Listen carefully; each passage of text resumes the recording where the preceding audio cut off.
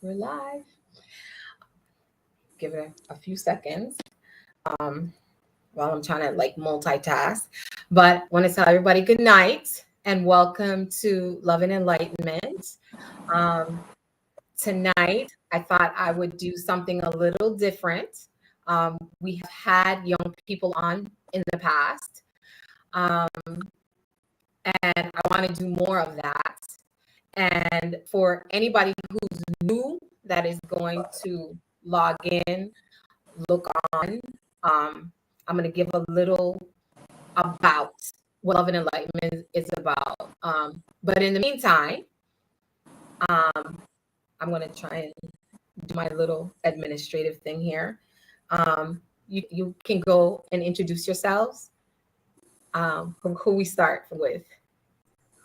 Do I pick? I can start. Okay, good. Great. I love that. Go ahead. Good night, everyone. I'm Biko Macmillan, born, raised, and currently living on St. Croix.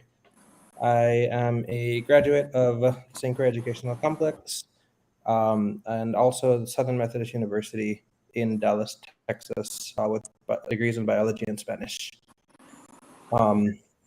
Currently, I am a senior policy analyst, but my main love is really just science. And I am, excited for the conversation tonight. Perfect. Thank you. Who's next?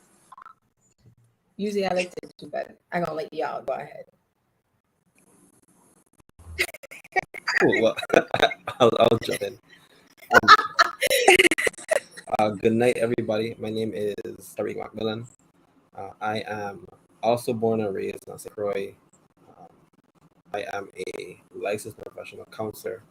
My background, obviously, mental health. My degrees are in psychology, and my master's is in clinical mental health counseling. I'm also a co-owner of a behavioral health agency operating in the Virgin Islands, Florida, Colorado, Mexico, and Georgia. And I have a love for mental health. I love doing this work. I love addressing changes in bigger systems and working towards positive outcomes. Really looking forward for this conversation. Yes. Thank you. Nice. So who ladies, who's gonna go? Do I pick? I watching Deja, she watching me, I watching her. Well, I'm Deja Picard. I'm 29 years old. I'm finding Where were peace. you born? In the Virgin Islands. Mommy, you know this. St. Croix, Virgin Islands. I currently reside in Tampa, Florida. And occupation-wise, we're working on it, but I do have a job. And what is your degree in? And where did you graduate from? I went to Florida Agricultural and Mechanical University with a degree in biology. And I'm currently expand to research. So, yeah. Shout out to you, Deja. So I guess it's my turn. Yes, ma'am. Good night, everybody. My name is Kimisha Barnes, born and raised here like everybody else. I too went to FAMU just like Deja when I was working on my bachelor's. Recently, I changed my career path and I enrolled in an accelerated BSN program, and I just completed that about maybe a month ago. I recently moved back home here, trying to chase peace, be for the NCLEX, just elevate myself. So I feel like I'm kind of in a position now where I'm just like working on myself and trying to see how I could better elevate myself. So that's me. Excellent. And I want to thank you guys. I've been begging my daughter to come on for a year and a half. So thank you, daughter. We are both here in St. Croix visiting. And again, for mental health, I needed it. I never thought like I would ever like have to say that. But as many people know, I am a foster parent, and it has been very difficult, not only for myself, but for my daughter. She has had my back. I'm a therapeutic foster parent, so it is very challenging, because you want to do the greater good, but at the same time, you want to protect your peace as well. So, and it really affects a lot of things in your life. So we both had this opportunity, thank you, Jesus, to come home and enjoy the beach, the serenity, peace, family, friends, all that kind of stuff. So I want to thank you all for joining us. For anybody who's new, I just kind of want to reiterate what Love and Enlightenment is really, the platform is really about. We started it almost 2 years ago. And the mission is to build and create stronger relationships in the Black and Brown communities. And our vision is to offer a safe haven by way of open conversation and dialogue through panel discussions. And our discussions hopefully provide awareness on love, dating, healing, growth, healthy relationships. But it's embedded with integrity and transparency. And so thankfully, it's a private group. When we started it, I wasn't sure. We weren't sure if we should go public, private. But I decided to do it private. And around that time, Facebook had decided that if you were private, you only had a couple of days to decide to change it to be public. So I didn't make that decision yet. So we are still private as a result. And so we also now go live on YouTube. And so I just want to thank everybody who's, participated in posting, commenting, sharing, encouraging one another. Thankfully, it has been a platform of little negativity. And for social media, we know that's a big deal. So I am thankful that it really has been a way for people to just gain a perspective and hear conversations that they don't get to hear all the time. Tonight, and actually for the month of June, I really wanted to focus on having conversations with younger people, because at the end of the day, you all are our future, and you all have learned from my generation, which I don't know if it's a good thing or a bad thing. So in order for us to necessarily be healthy, we need you all to be healthy as well. So I had thrown out some questions to everybody, and like I said, we definitely are not going to get to all of them. But one of the questions that I wanted to ask you guys is, and it was actually the last thing that I asked you all, in your personal opinion, what is the number one issue facing young people today, in your opinion?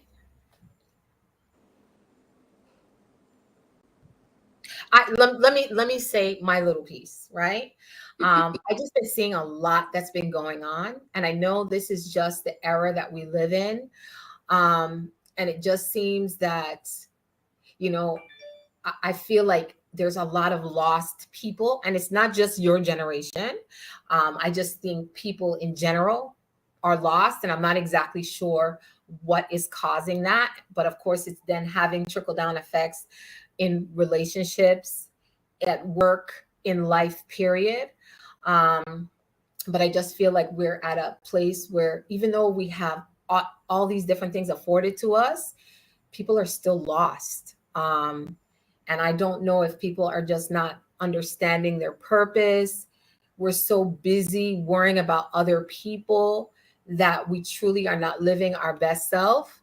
But to me, that's what I'm seeing is going on right now. So that's my personal opinion. So anybody else want to take that? Everybody being quiet? No. I think for me, one of those things would have to be, or the biggest thing would be finding stability. I There's this idea that our generation doesn't stick around for anything. But it's not, that's not the full picture. When you look at say like the job market, you're looking at salaries that are decreasing, rent that's increasing, and also stress within the job that's increasing. And so I think for us, so many of us are committed to protecting our peace. So it seems like we're ready to just leave, but we would love to stay in one place and be happy and stable. But it's just finding that place to be happy and stable. So I think that's one of the biggest things I've seen. Oh, sorry. Go ahead. I hear trying to get to our the YouTube channel. Okay, that's sorry. Kind of to also add to what Bika was saying, like for me personally, I this be accelerated BSM program that I just did. I also worked like 3 jobs while doing that. So we do get that label like we to just give up, but like a lot of us are fighters. Like we out here chasing our dreams and stuff like that. It's just hard to find a balance. Like, you know, when I was going to school, I was trying to find a balance between going to school, going to work. You know, at that time one of my bestest friends was getting married. I was her maid of honor, so I had that on my plate too. And it was like a lot on me financially, physically, you know, emotionally, because we have all these different things going on in our lives.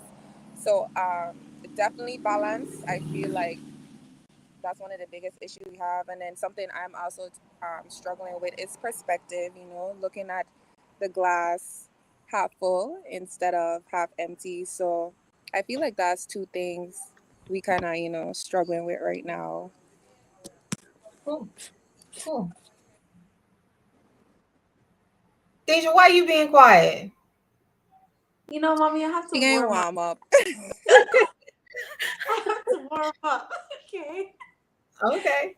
Do you Everybody want me was- to come back? Do you want Tariq to go first or you? Oh, I don't want to put him on the spot like that. No, You know, if you it's cool. It's cool. I'm thinking about it, and I think along the same lines, like the trying to find that stability, but also getting older and realizing that like the things that we thought were going to be happening right now, like just aren't. Um, like I remember being pushed to go to college, and it was you go to college and then you get these degrees, and then you get to this point where like life is just that much easier because of the degree. And now looking at debt and looking at like a job market that's not too encouraging, it's like there's some anger there. There is a little like annoyance. Um, yeah, because like I guess I'm in a different place now because like my thing was okay, so things aren't looking up as far as like jobs that I actually want to do and have control of the things I want to do. So like I start my business. So like in that way, like I have a different perspective, but it's still frustrating to know that like what was promised isn't necessarily like what's actually there. True. That is true. That is true. Deja? okay. So mine is just kind of like acceptance. I feel like acceptance within your family, acceptance with who you are with your friends, and who you are at work. I feel like everybody's trying to find a balance and they can't like they have to choose between who their parents set them up to be, how their job wants them to be, how they need to be. I think a lot of people are just fighting acceptance, like acceptance within their peers. And I think because of that acceptance, I've seen like people do things that they necessarily don't want to do because it's not just fitting of who they are. So I know, especially for me and my perspective on things, I do feel like a lot of the like decisions that people make that they're not proud of, or decisions that people are making that they're just lost, or you know, I feel like a lot of it has to do with acceptance and accepting yourself, accepting that you change, you're not the same person that you were, accepting, you know, there's fear that's gonna come with people are seeing you one way and you're like a different way. So I know that that's a burden on me. That was a burden on me. Was excuse me, for accepting, being accepted between your family and your friends for just who you are and not apologizing for it anymore. and having to go through that journey. So Okay, cool. Thank you all. And I know, like I said, I know y'all feel like you're being put on the spot, like, but don't even. This is just a conversation, so we can gain a perspective of the things that you all are facing. Another question I wanted to ask you all was, what do you know now about life that you didn't know 10 years ago? I can tell you something from me, just so you can hear me.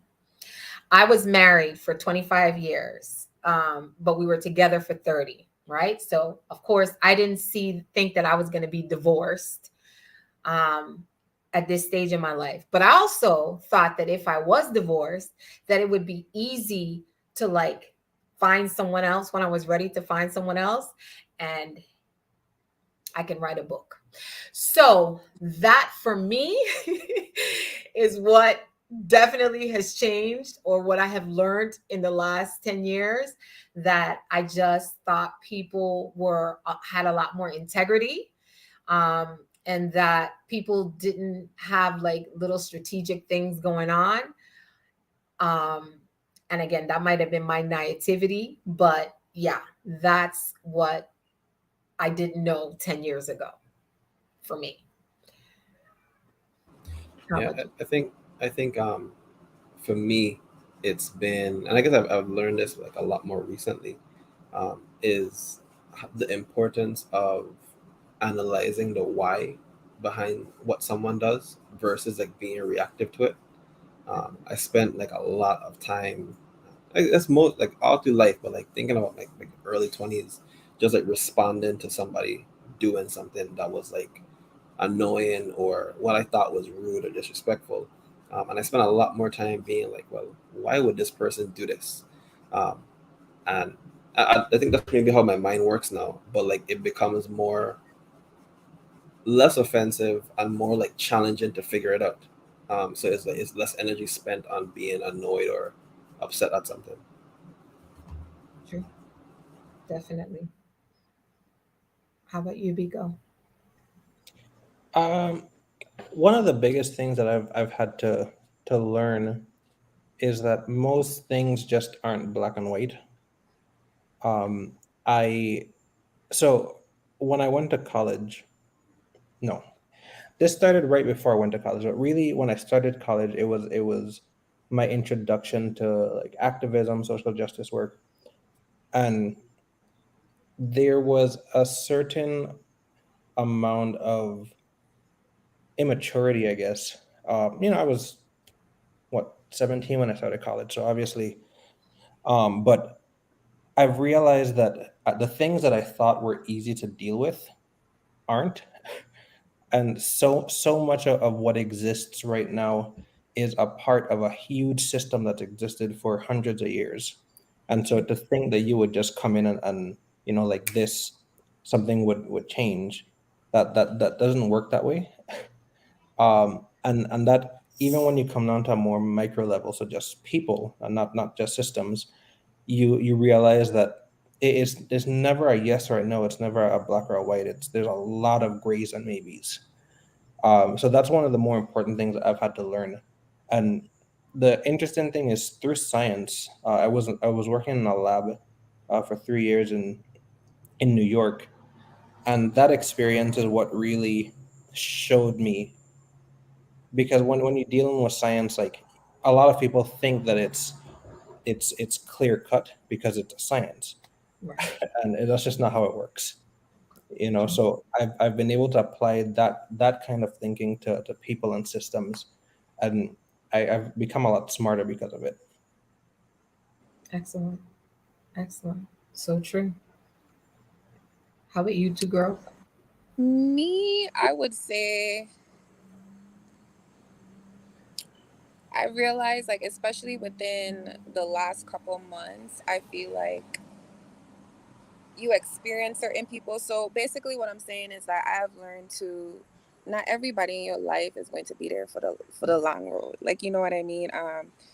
In the past, I have taken, whether it be a breakup or like just friendships going, left, like have taken it really hard, and like I come to realize that like that was just an experience. That was a period in time. Like that person served their purpose in my life, you know. And although I know like bad blood or anything like that, I feel like I had to learn like, okay, this relationship didn't work out, whether it be romantic or just, you know, a friendship. Like, but I experienced this from it. I learned this from it, and I'm moving forward. So that's something that within the last couple of months, I've really realized that I take certain things too hard. I got grace that I give to Right. others. So definitely just the relationships I have formed with people, and you know, if it does go left, knowing that it's okay, you know, and yeah.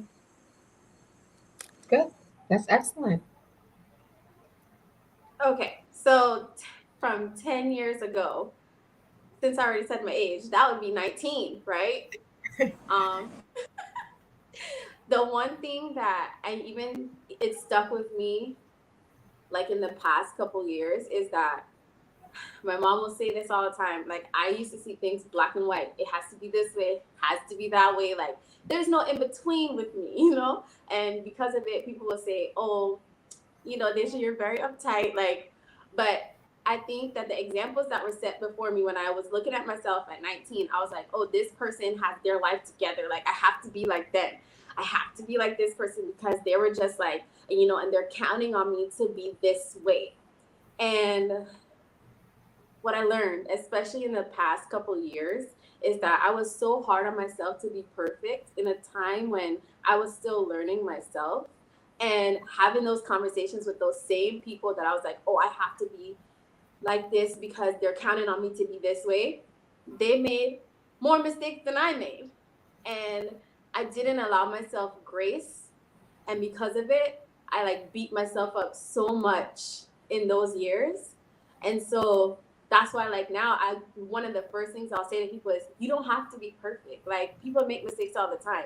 And then I'm more willing to like share my mistakes with people because I felt like if people shared their mistakes with me from the beginning, I wouldn't have been so hard on myself.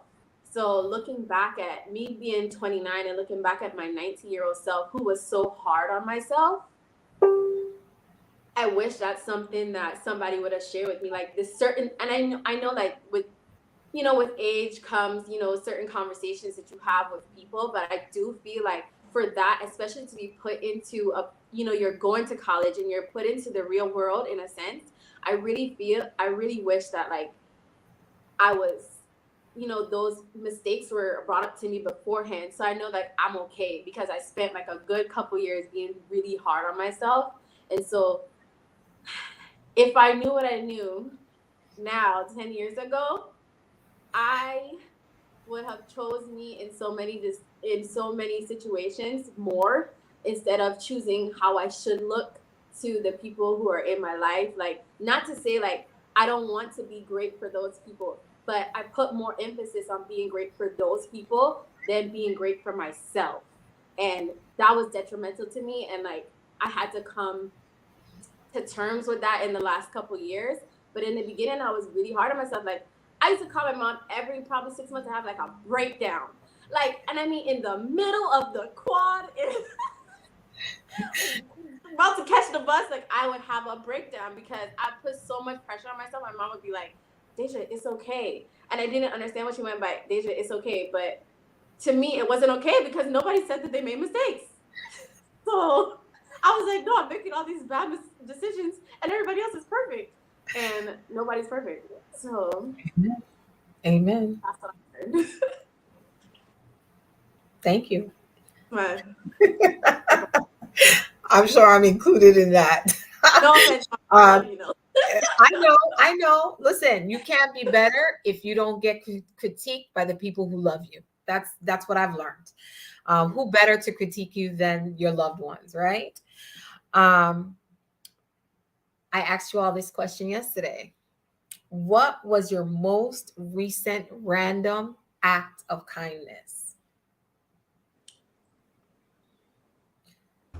You know, I thought about this earlier today. I realized that I don't have a recent like random act of kindness. largely due to the pandemic. Like the way how I am generous is usually when it's face to face. Like if there's an opportunity to like extend some kind of olive branch or to help somebody out, um, Right. like it's easy to do it in person. But over the last few years, like I've been in a bubble. It's just like me and the people closest to me, and that's really it. So um, I don't know how to have like those random acts of kindness that are like virtually or through some kind of like social media platform. Um, but yeah, so not much of a recent one. But actually, well, anyhow, I'm gonna let everybody talk, and then we're gonna discuss that. Um, how about you, Miss Kimisha? Because I think you all are thinking bigger than an act of kindness really is. I think so, because But like that's kind of a hard question for me to answer personally, because I just truly believe in like whatever you put out, you get back. So like, as corny as it sounds, like every day when I interacting with people, I just, if I see there's something I could do, like that gonna make something smoother, whether it be like when I was up in the States working and stuff, like I would go a little above and beyond my position just to, make sure that that patient or that client receive the type of services that I know if it was my mother or my friends, or like, that I would want them to receive. So it's like, it's kind of hard for me to sit here and just be like, oh, I did this, because like every day I'd just, I'd try to just pull out good because I want good to come back to me, and like, and so I'll that's try to figure out, maybe something I could narrow down. I don't know. But yeah. okay. Again, these are just conversations, and for people to think about, even people who are listening and looking on. Um, how about you, Deja? um, so I try to do kind stuff. But I think that for me, especially when talking about like especially in this subject that we're talking about, me and my mom and I came home with my niece and my nephew. So like when they do little things and they're like proud of it, I try to be like, good job, like that's really great, like you're so smart. Um, and so to other people, it's just like, that's your family, you're doing whatever. But for me, it's important to encourage them, especially when it's something that they're proud of. So for me, that's kind of my little recent act of kindness, because I mean I do kindness at a job and stuff like that all the time, but I feel like those, even within your family, like that's so kind to do because it lifts their spirits. Like I can see their spirits being lifted all the time, and I've seen that it's worked. So for me, that's basically the random. My nephew literally just gave me seashells and said, Auntie, here's some seashells, and I was like, thank you for thinking about me. He gave me 2 Oreos, and I was like, thank you so much. And so I don't know, just encouraging people. I think that's considered a act of kindness. So I try to do that every day. Excellent. How about you, Biko? Yeah, I feel like I relate to everyone in that I also try to just kind of give out that good whenever I can. But for me, probably buying food for my mom more recently. Um, but one of my favorites is actually my cat. Um, I adopted her specifically because she's a black cat. In New York because I knew that they generally tend to go unadopted. um, she is perhaps my most expensive act of kindness, but you know, but yeah, I generally try to just be kind because everything else just takes too much energy. True. Well, the reason why I asked that question is because, again, I think sometimes we think on a larger scale. I remember like going through like some fast food and paying for the person behind me, going in the grocery store, and this elderly lady was behind me, and I waited till they rang her up, and I paid for her, and then I walked out, and it wasn't until I was walking through the door she was like so confused, but it wasn't for me. It wasn't about like her knowing. I just felt like, I just was happy to help her. I mean, that's like larger scale kind of things, but I feel like just doing something nice, giving somebody a word. I'm sure in counseling, Terry, you are talking to people and you don't even understand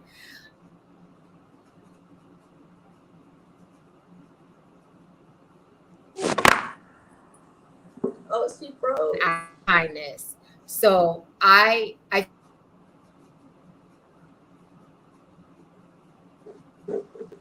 Ay, ay, ay. Sorry, guys. Internet's moving.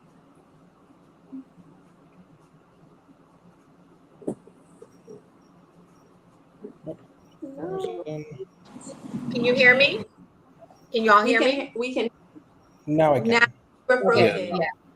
Yeah, something's going on with our Wi-Fi. But what I wanted to tell everybody is that um, we were supposed to have a painting with a purpose, and I believe the devil tried to get involved, and so we couldn't have it for whatever various reasons, right? But one of the things that I wanted to do when I was going to have that event, and I hope to do within the couple of days that I have left here, is that I brought some books that I purchased, that I want to give out to people, whether they be on island, or I can mail it to you. So one of the books, and this is my act of kindness, one of the books that I got is called The Unapologetic Guide to Black Mental Health. I have a couple of those books, and to give out. I also have somebody who's in our group, Shemet. She wrote a book, a book of poems.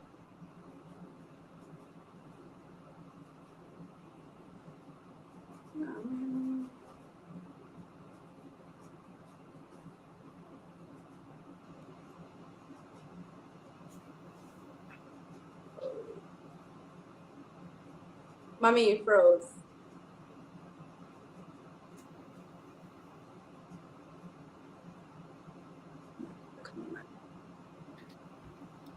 Okay, I'm gonna have to keep the door open. So if y'all hear my grands talking, the Wi-Fi here is acting up. Dr. Reynolds, who's been on our show, Conroy Reynolds, he has a book. He has several books, but he has a book called God in the Night, and this is how to get through when you can't get over. I have some of these books that I want to gift. A lady that I went to church with, she wrote a book called Blind Spot, and it talks about she had an aneurysm right after she gave birth, and she didn't even remember she gave birth, and it was her village that surrounded her and helped her get through that difficult and a bad marriage. So I have some of her books to give out to people. And then another person who's in our group, and I already gifted one to Kamisha, is Halima. And she has a journal called Hibiscus Dreams. And it's a guided journal with prompts and affirmations that I also want to give out to people. And my new therapeutic thing is to make body products. So I have soaps and some body scrubs that I also want to gift out to people. So anybody who's interested, reach out to me, and that's going to be my act of kindness, to everybody who's looking on, or somebody that you know needs something. Just let me know, and while I'm on island, let me give it out. So the point in that is just to say that sometimes it's just a word is an act of kindness. It's not actually even doing something, going the extra mile, washing some dishes when it wasn't your turn to wash dishes. Just anything, for me, is an act of kindness. But again, it's good to think about that, because like you said, do unto others as you would have them do unto you. um, what makes you all truly happy? Laughing. Oh, laughing, yeah, we know that. But what makes you laugh? Around, I have to Anything be makes you around laugh? people. I have to be around people who are truly accepting of me being like my goofiest self. And I think that just being around people who I can laugh with all the time, that brings me happiness. Like, I just want to laugh all the time. I want to smile all the time. That's how I want to be. Okay. That brings me happiness. Okay. Good. Anybody else? I'll tell you, for me, what makes me happy is when I'm having like a miserable day or a down day, blaring some good uplifting music. I'll be blaring it in the car, in my garage, in the house. Again, like I said, I have two little boys that I take care of, 7 and 9. And when they start cutting up, I go to YouTube, I put on some music, I blare it, and trust me, it shifts the energy in that house. And the one giving me the most music. So when the music goes on, I really blare it. I don't care who don't like it, but that truly makes me happy. So that's my thing. Then we And dance. also that's why for anybody who's in Love and Enlightenment knows every Sunday, well, usually every Sunday we do Juki Jam Sunday. And we have a different genre, a different topic. And that helps me with my playlist and everybody else too. So music is what makes me happy. How about you guys? Well, Oh, besides, oh, Biko, no, you go, you go. you sure? Okay. Yeah, go. Um, a couple things. I am a professional amateur comedian. I no comedy. Okay, this is going to be like a dumb moment, but comedy makes me happy. The- But not just like listening to something funny, but formulating something funny. Oh, cool. So like when you see like my Facebook posts, something that may be just like a small block of text could have taken me like 30 minutes because I'm like, what word is funniest right here? But then I would say music. My playlist is very varied. That's an understatement. But ironically, a lot of sad music. Uh, because I like, so for me, I like vocals, and that's where a lot of the vocals come out. True. And a thing that I've realized recently that makes me happy, or at least stops me from becoming down, that's a really more accurate statement, is painting. I have 4 of them so far that I've painted once I realized that helps. And then thinking. I like to like zone out. In fact, I do it against my own will sometimes, and so I really like to go very very deep in thought. That makes me happy. Cool. Cool. Yeah, I know a lot of people painting has become very therapeutic and makes them happy as well. Go ahead, Kamisha. So for me, I'm like Biko. A couple things make me happy. Besides, okay, so food number one makes me happy. When I'm We stressed know. out, sad, you best believe I'm gonna eat. I don't care what it is. If we're gonna get specific, tacos for sure. Just like Biko, music, it always helps to, uplift me, put me in a better mood. Whether that be Kodak, whether it be some gospel, what I listen to in that moment, it is what it is.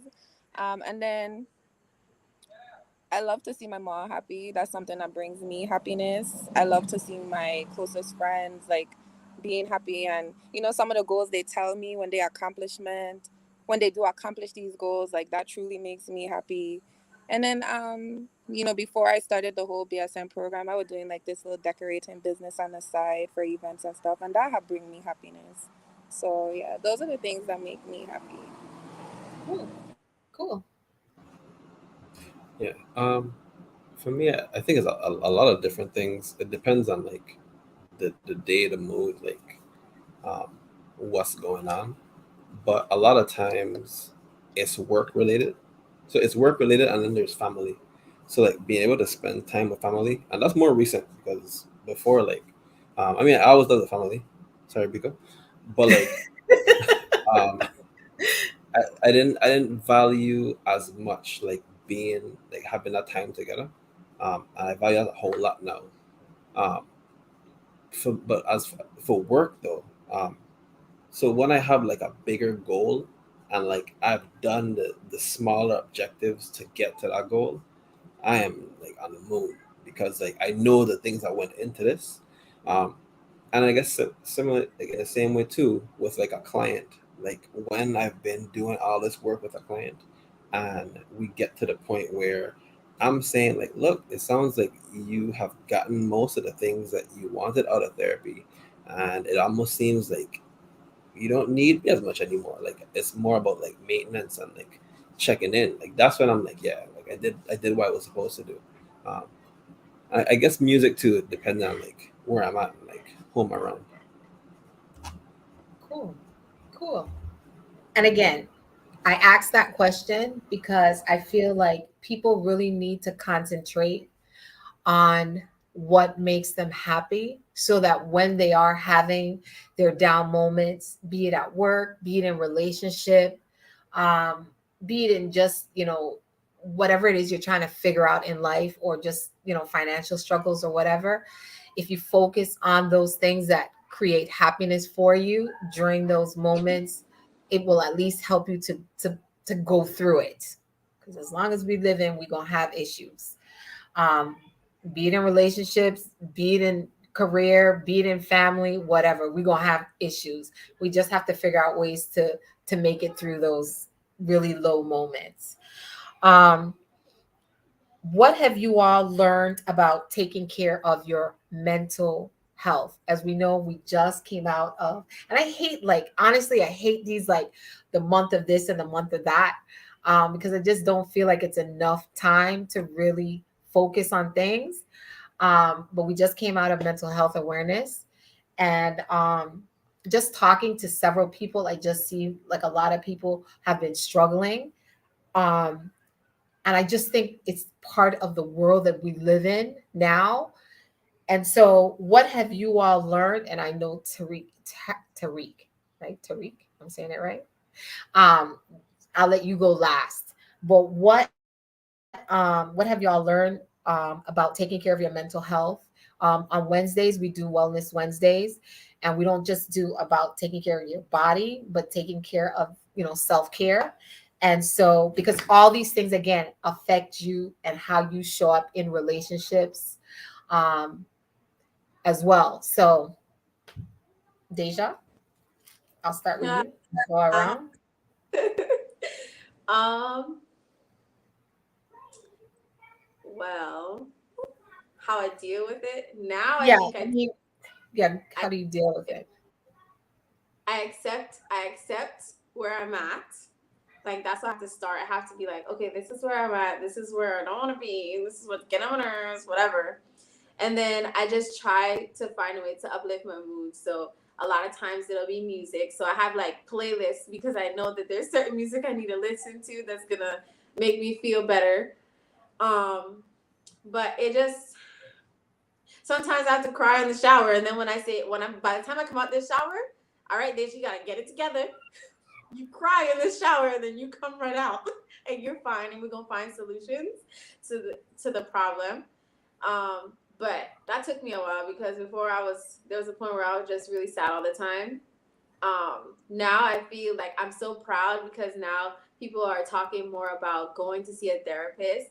And, there was a point where I was like, man, I need to go talk to somebody because like I said, things I should have known 10 years ago. Like, I wish I had talked to people because I would cry all the time. I'd be crying all the time because I would just have so much pressure on myself. So I feel like one thing I'm just happy with, especially in this generation now, is that we're such an advocate for each other to go talk to people.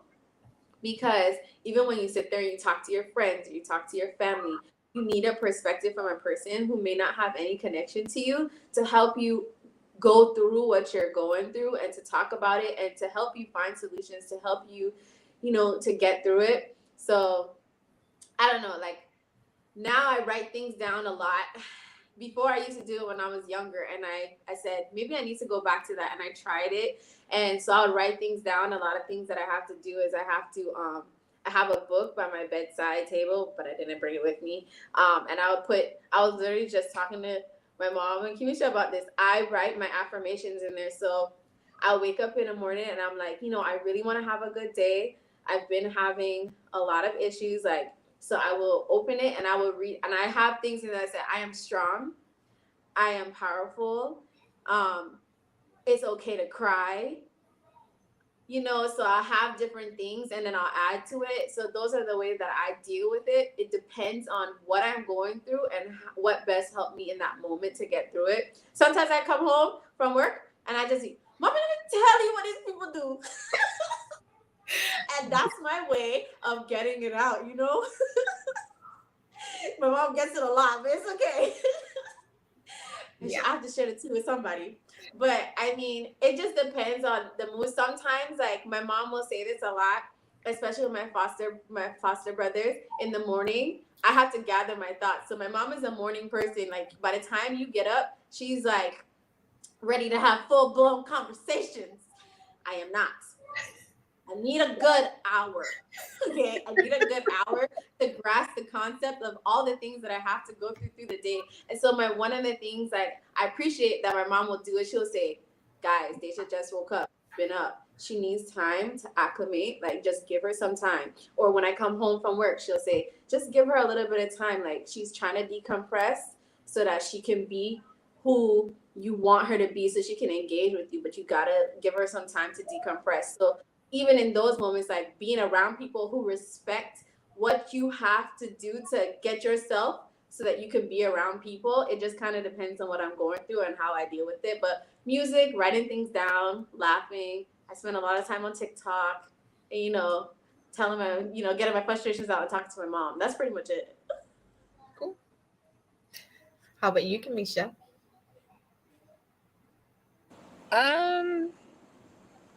Just to be a little transparent, I feel like this question is a little hard for me because I am now on my journey of trying to figure things out, trying to figure out what works for me, what's helping me along my mental health journey. This is a part of the reason why I'm back home. I graduated, and just being up in the States and everything on me and having to figure out everything. I was like, you know what, I need to take a step back. While I study for the NCLEX, let me come home. Let me get some love from my mommy. As old as I am, I needed to feel that support. So I'm back home now trying to figure out, okay, how do I make myself feel better? How do I get motivated again? How do I do all the things I said I was going to do without overwhelming myself again? Because now I'm in a state where I push myself so hard and yeah, I accomplished these things within the last couple of weeks, but now I feel burned out and I ain't even start yet. So I'm figuring it out. Definitely in the process of reaching out to some services on island to see somebody I could speak to, because like they just said, it's one thing to talk to my mom or my friends, but to talk to somebody that don't know me from anywhere, it would be a different insight for me. So hopefully, Miss Debbie, you invite me on the next show and I could come back and be like, okay, this is what I'm doing. This is what I need to feel better. I have some advice for you guys. But right now, just being transparent, I figuring it out, so. Well, Yeah. Kamisha, nothing happens by chance. And the fact that we have Tariq on here is not by chance. Okay. So he definitely is a resource. How about you, Biko? Yeah. I so the original question was, what have you learned about your mental health? The question was, what have you learned about taking care of your mental health? A lot. A lot. I've learned a lot. I have So in college I was busy all the time. I remember at one point I was the president of like 3 organizations at the same time, and it was too much, and I was burned out there, and I took a break, went to work in New York, and even though I was a research technician, I was kind of working like I was a PhD student, and so I got burnt out there too.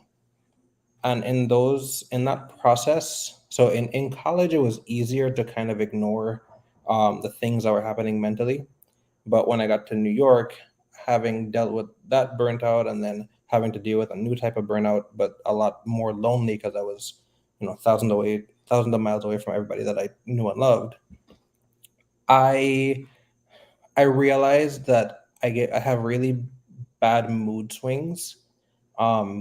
Usually the bad part is more on the depressive end. And I've had to kind of be a bit analytical about it and try to figure out, at the very least, if not what causes it, when it's about to happen. And so for me, the painting thing is that was me realizing, like, if I don't deal with this like right now, I mean, like in this minute, tomorrow is not going to be pretty.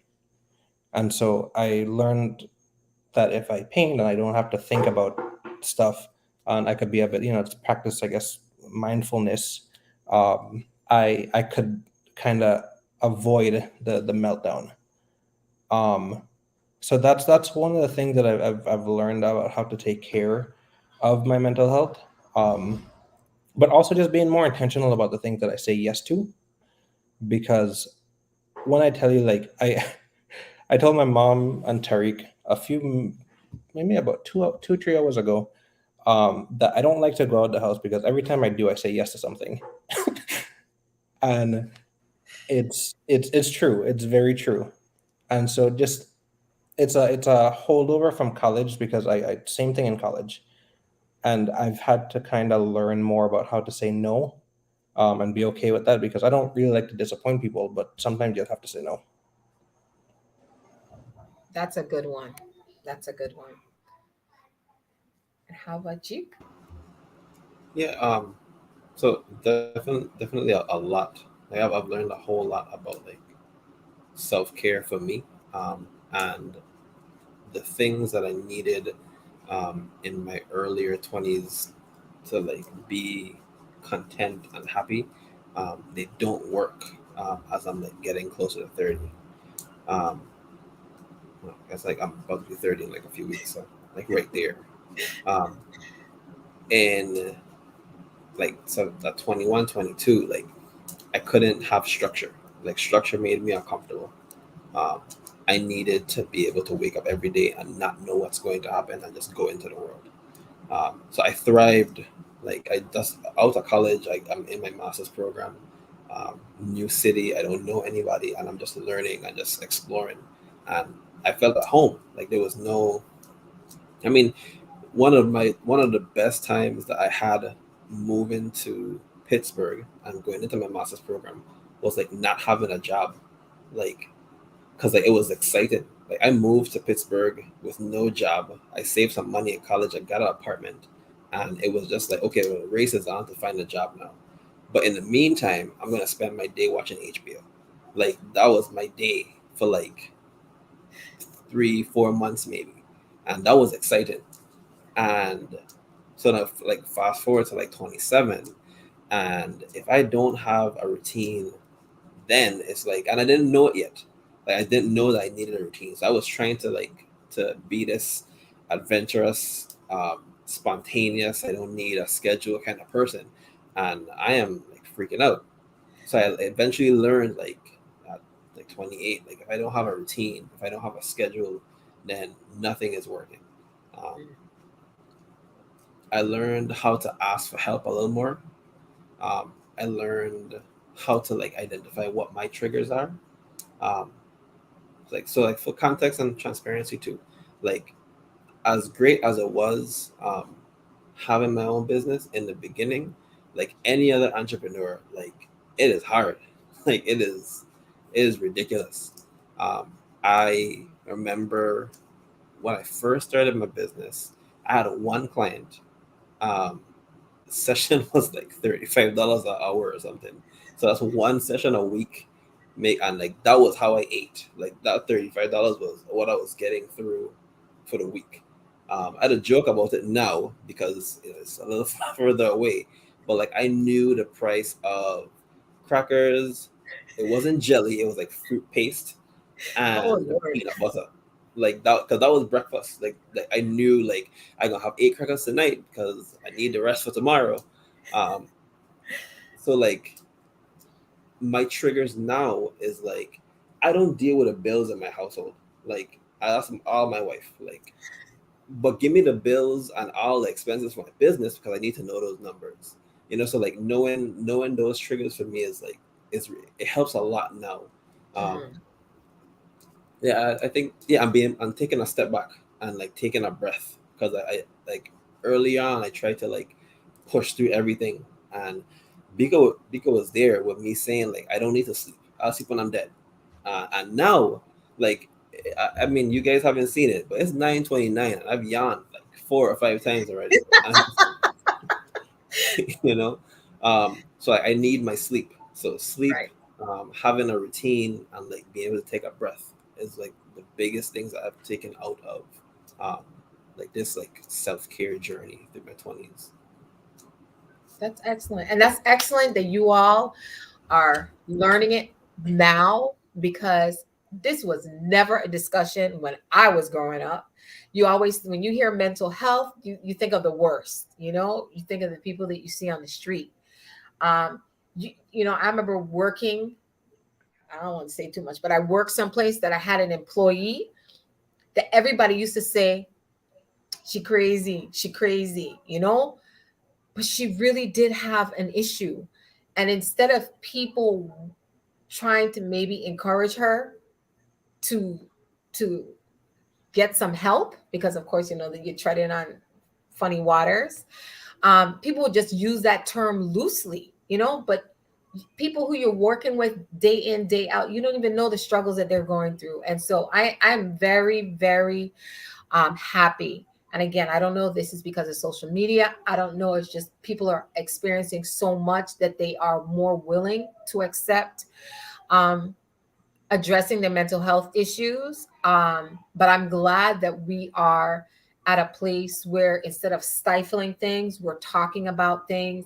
We feel okay to Louis, who's also on the show, Louianos.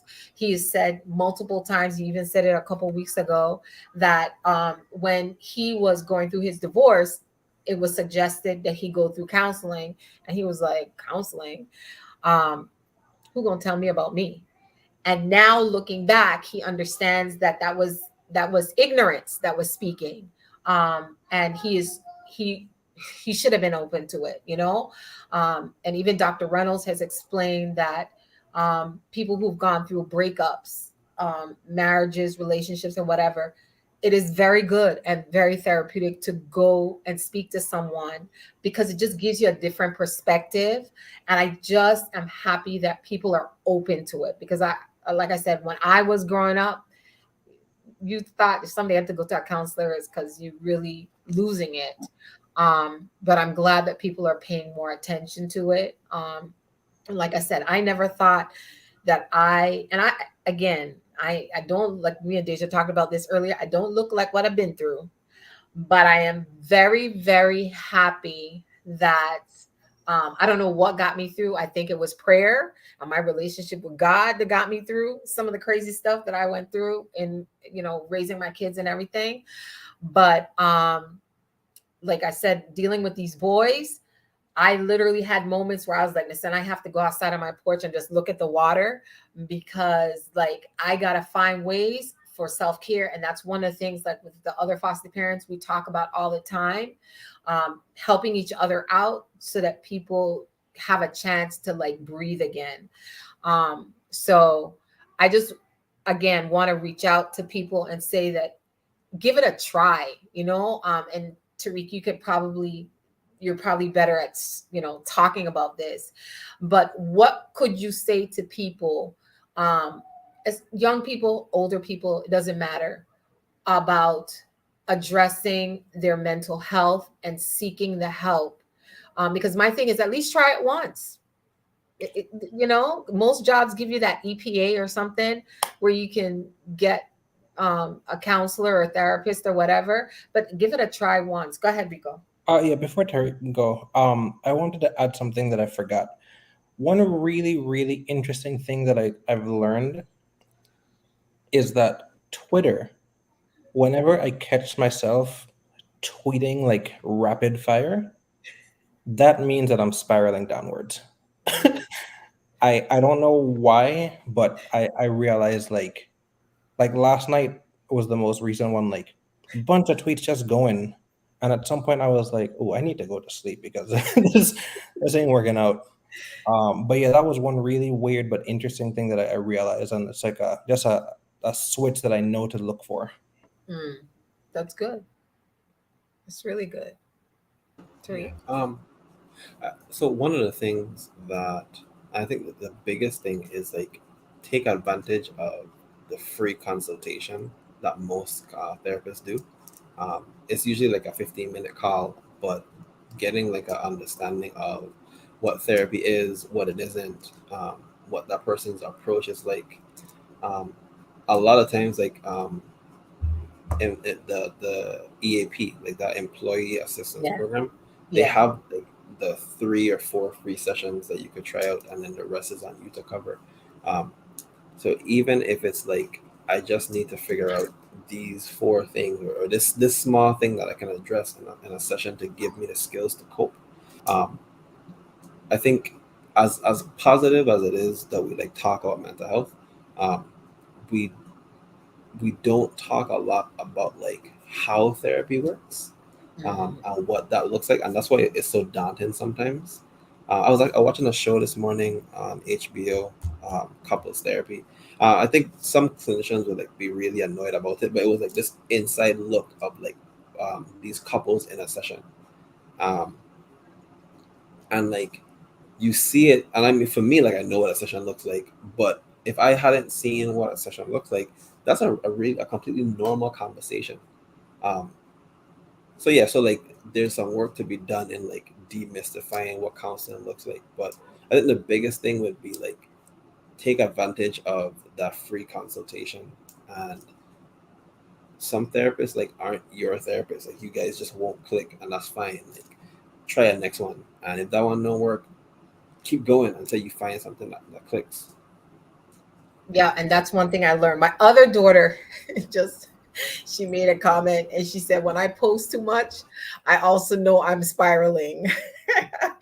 um, and it's true. Again, like you were saying, learn your triggers. The things that you know are just gonna take you, if you have to um separate yourself from following people or engaging, like I always say, protect your peace. If you know that being around certain people and certain people's energy take you to another place, you got to cut that off. You can be friends with someone, but you don't have to be around them, or acquaintances with someone, you don't have to be around them. But if they are not helping you to be your better self, and instead, you know, encouraging you in the foolishness, you got to cut it off. You got to cut whatever it up. But at the end of the day, you also have to know your triggers. And like you said, for a lot of people, they need the help in guiding you through that. And if counseling is what it takes, try it. And like Tariq said, not every counselor and you are going to jive, but try it as many times as you can, because at the end of the day, a healthy you is going to be a healthier relationship, is going to be a healthier parent, is going to be healthier in so many aspects of your life. And I think I made a post in the group, or I shared a post in the group about, we make sure that our phones are always charged, but do we do the same things for ourselves? If you're in the group, you can go and look at it. But it's so true. We don't even value ourselves enough to do what we have to do to be our better self. Wait, So before you finish, to add on that, right? I uh-huh. literally just talked to Kimisha about this, so I'm about to out myself a little bit on here, but I literally said this to Kimisha. I said sometimes I will pick up my phone and people will message me, and I will say, yeah, I don't feel like answering them right now, and I won't answer them because I need that time for myself, and I feel like I'm giving you my energy, which I want to give to myself. So I literally will say, and which is probably why I forget to text people back afterwards. But I will be like, I just don't feel like talking to you right now, and I'm not mad at you. There's nothing wrong, but I just will talk to you when I feel like it. Like when I feel like answering you back, that's what I will do. And even being on this trip, I haven't been charging my phone like that. I have just been in the moment, and it's peaceful because I feel like when you put more into yourself, you're able to help other people. You're able to be nicer to people. You're able to be around people more. And I know, like when I get stressed out and people tick me off, it's very hard to be around people and be nice. All right, mom, don't say nothing.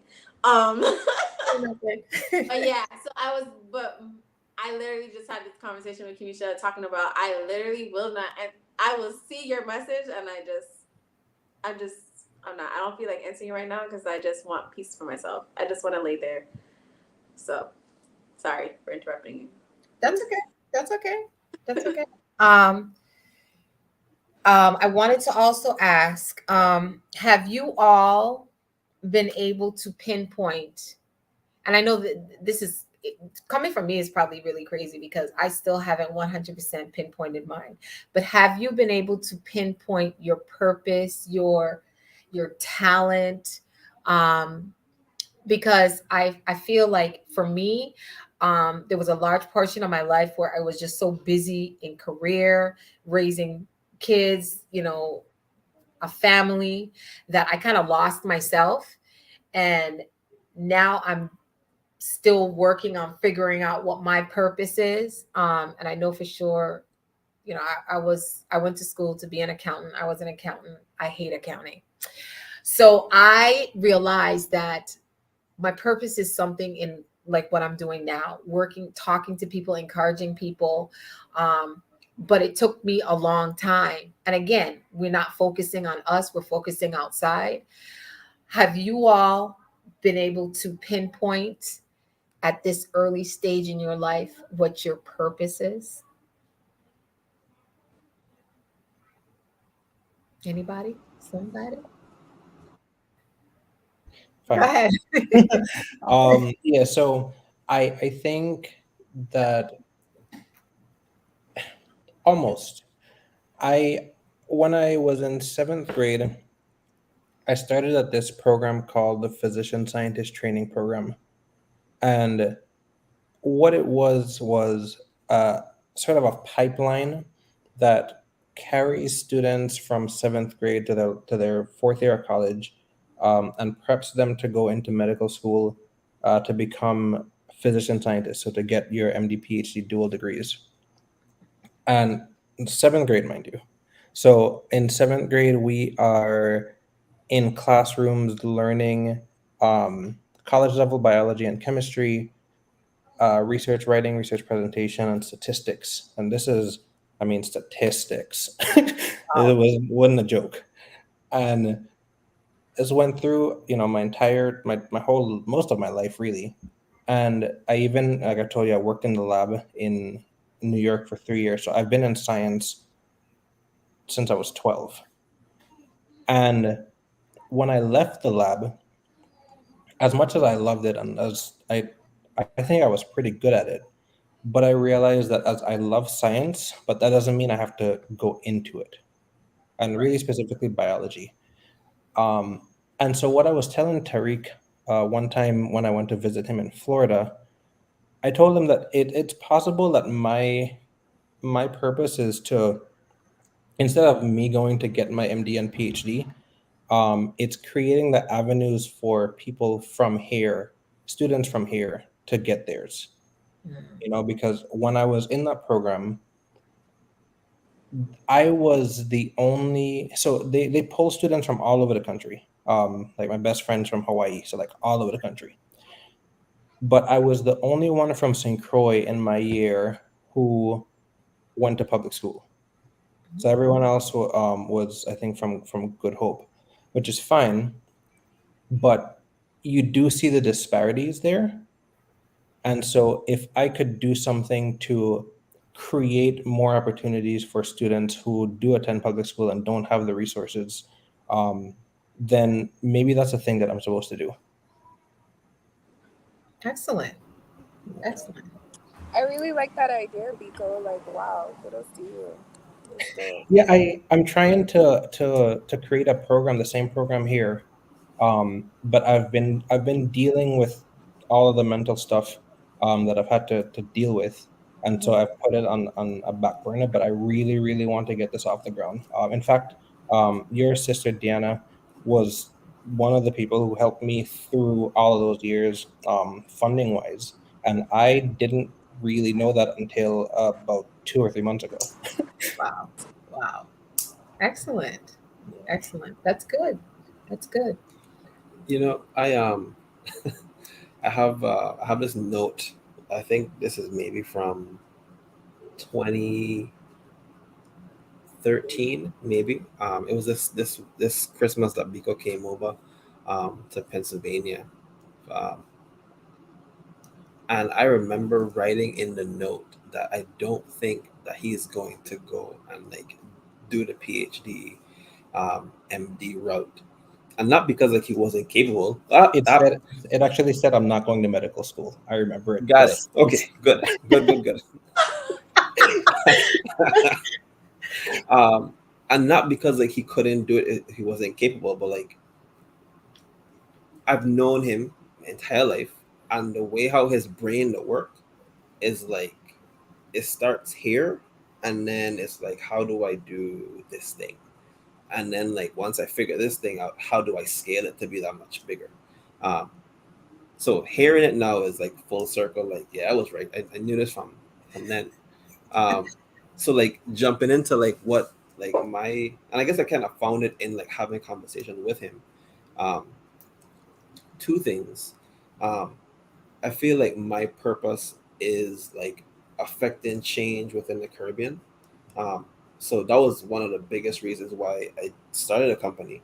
And then I started another company, a tech company, to build an app to like address mental health throughout the Caribbean. Um, but even bigger than that, I started viewing mental health as like a stepping stone, um, and realizing that the vehicles and the resources that we need to create change require funding, and like I feel like my purpose is like to start creating like the bit of the foundation, and then move on to like having the revenue and the wealth to be able to fund others to make that change. And I think like I'm excited for like what the next 20 years, 25 years look like for me, because like I look at like just now I said like we started off with $35 a week, and then like and only having one client to having like four clinicians under us and like operating in these different states and making that kind of change in 3 years. So like I'm excited to see what happens in the next 20. And I think that's what my purpose is right now. Excellent. Excellent.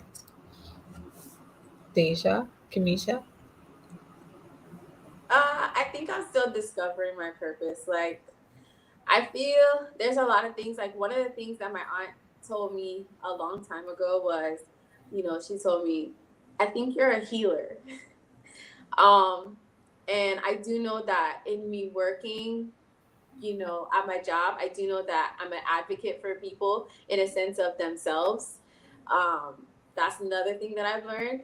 And then I also know that um, I told Kimisha this quote, and I was like, there's a quote that says like, if you don't work on your dreams, someone will hire you to work on theirs. And I don't find a problem with that. Like some people want to be a business owner, and I feel like that's like the coolest thing ever. But I feel like for me, I encourage people, like when my mom asks me for ideas, I'll, tell her little ideas. When somebody tells me something, like I'm able to, hey, why don't you think about doing this or whatever. So I don't know where my purpose is at, but I know it's with helping people grow. I do know that about me, and I am learning that. And it may seem weird because, people who know me when I was younger will assume that, I don't like people. And I'm kind of mean. But when you get to know me, it's like, well, I try. I'm trying. I'm working on it. I'm working on it. Letting people get to know me.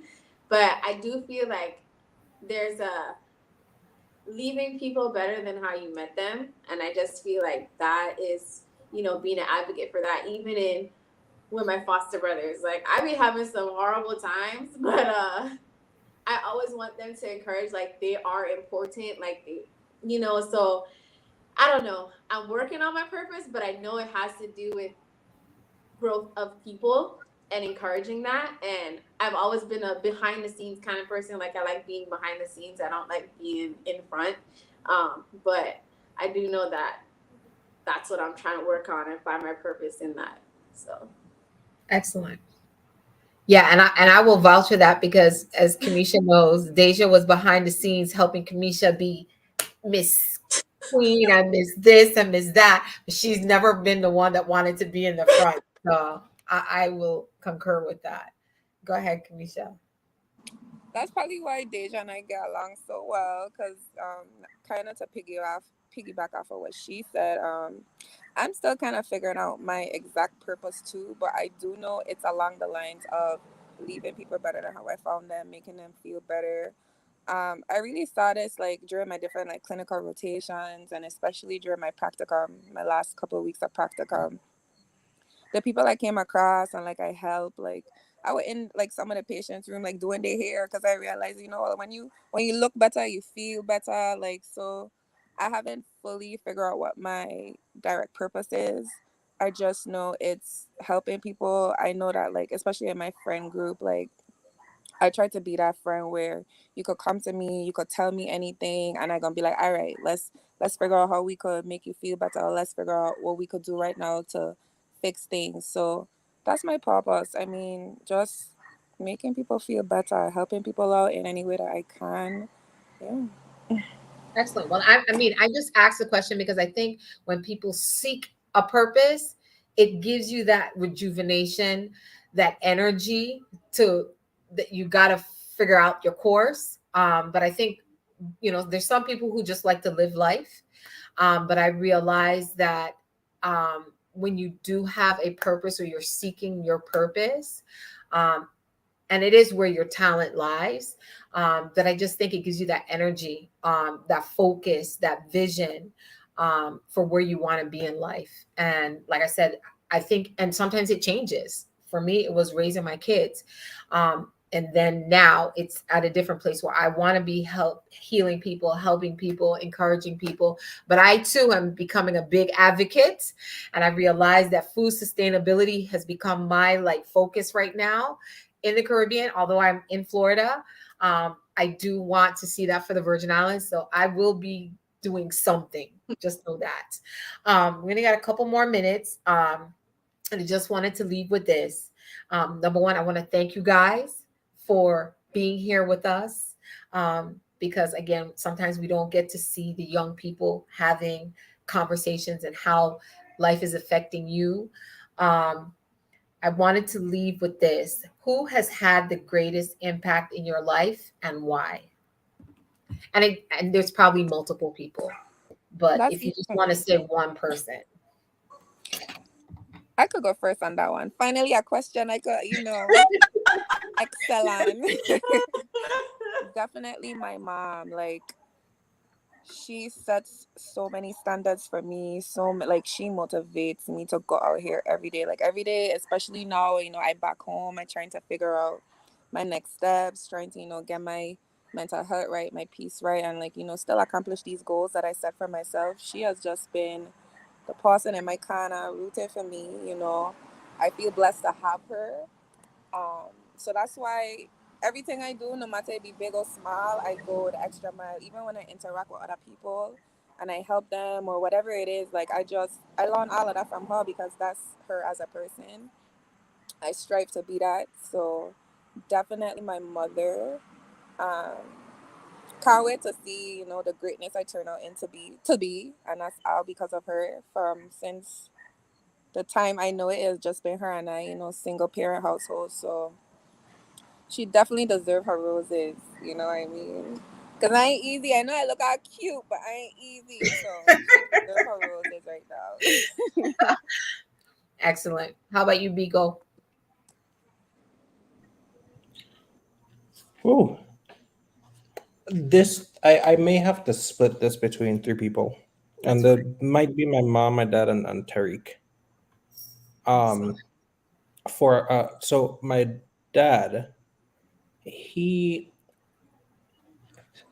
so anecdotally, before I get into like the specific reasons, like I don't know why I wanted to tell this story, but I dribble a basketball with my left hand and I shoot with my right hand, and I'm right-handed. And I picked that up because he was teaching Tariq how to play basketball when we were younger, and I was on the sidelines, and I kept hearing him say, "Man, you gotta learn to dribble with your left hand." And so that's all I did. And so now I that's all I do. I dribble my left hand.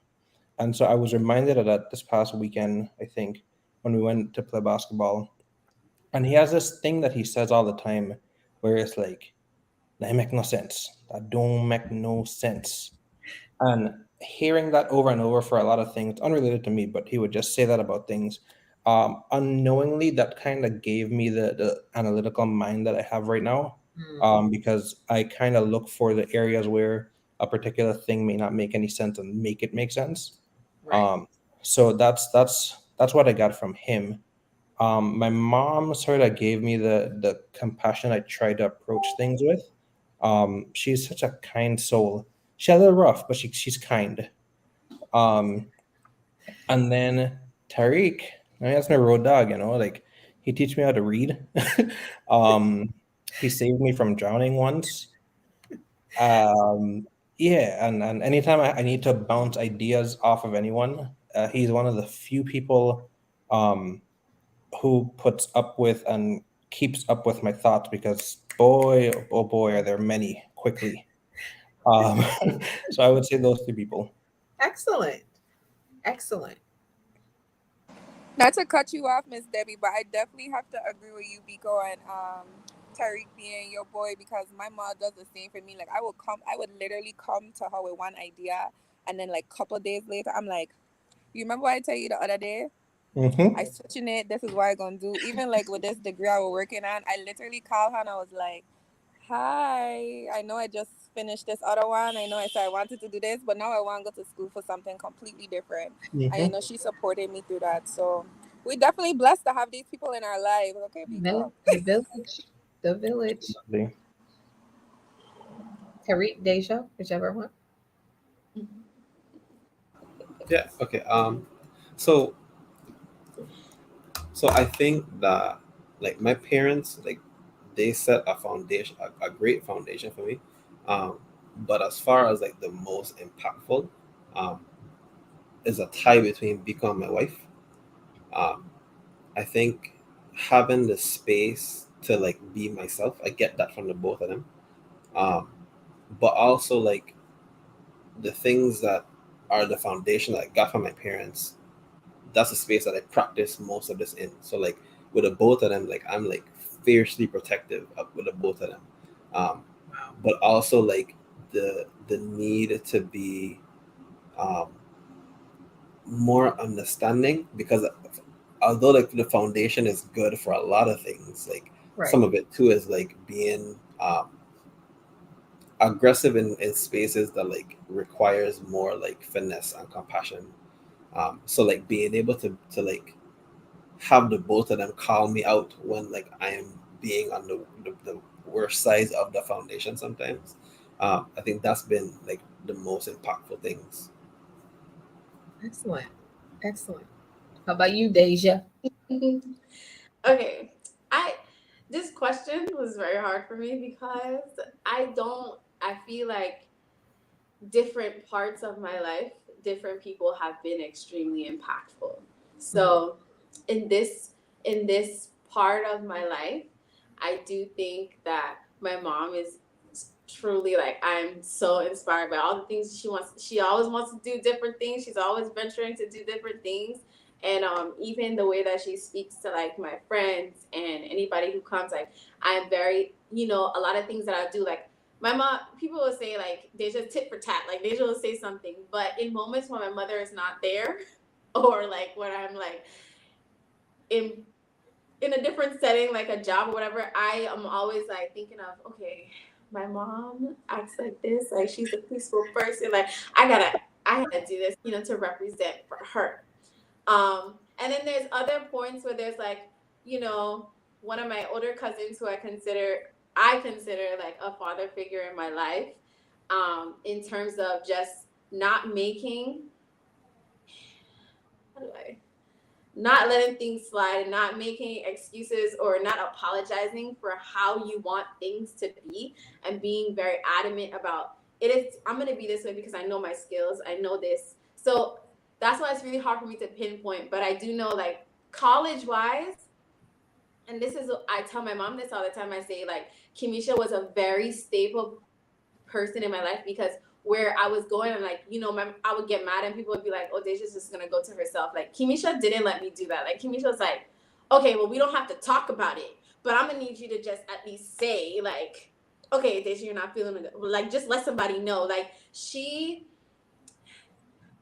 called me out on different things about my personality that I grew to change. Like, now I'm like, I'll say, I never used to say, I don't feel like talking about it right now. I would just ignore people and just go about my business and be quiet. Like, I'd be rude.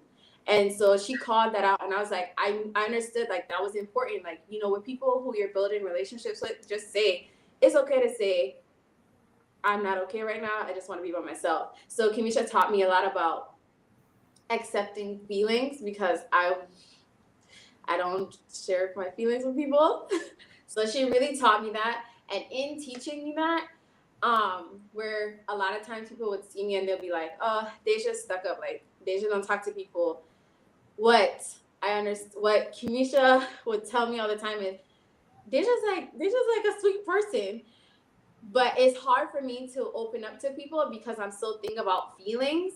So there's different people who have impacted my life, but I do feel like, especially when you're in college and you're going through that changing stage from a teenager to an adult, I do feel like that was very important, because not only was she there for my growth, she was there in making me grow. Like, she held me accountable for my actions.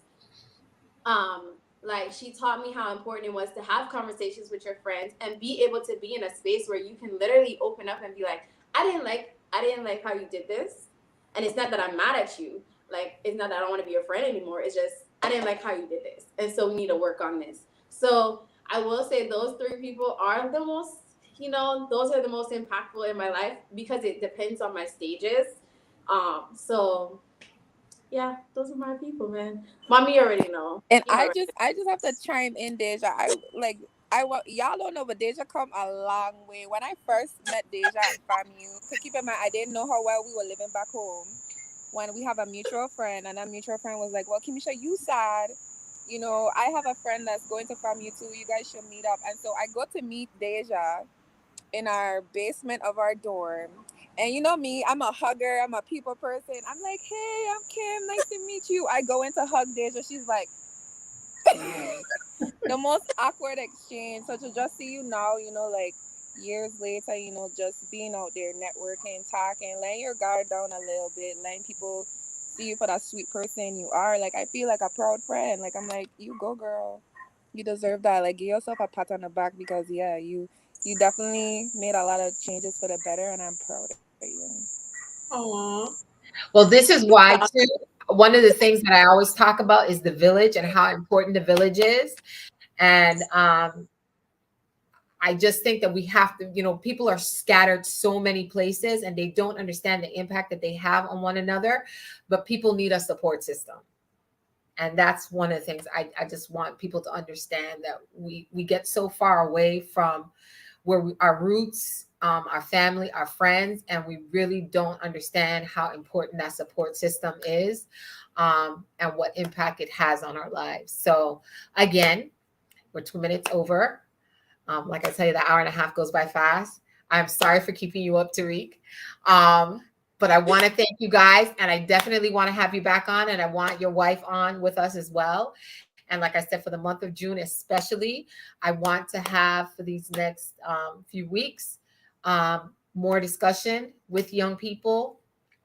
Because again, although this Love and Enlightenment, we do talk a lot about relationships, we also need to focus on self, because self is what's going to show up in that relationship. So I want to say kudos to you all. Thank you so much.